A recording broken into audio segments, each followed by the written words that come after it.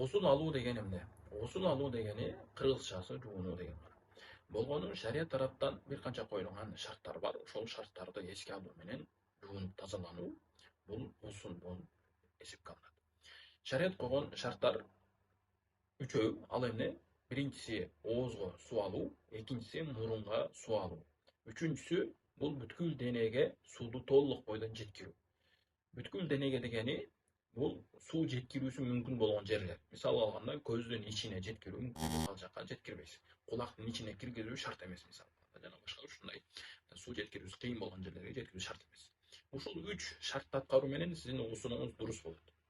Ушул жуунуп жатканда эгерде оозго суу алып, мурунга суу алып, бүткүл денеңизге сууну жеткирсеңиз эле болду, уусуңуз дурус болгон болот.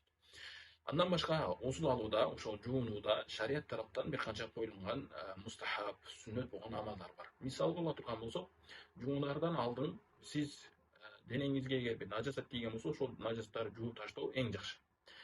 Андан кийин жуунаардан алдын толук бойдон намазга даарат алгандай кылып даарат алуу эң жакшы болуп этибарга алынат. Жана башка ушундай сүннөт мустахаб амалдар бар. Дагын жуунганда шампунь, самындар колдонсо болот, колдонгон жакшы болот. Неге дегенде бул азыркы биздин заманыбызда адамдын дагы да таза болуп, бир аз болсо жыты болгон жардам болот. Бул нерселерди колдонууга шарият тоскоолчулук жаратпайт.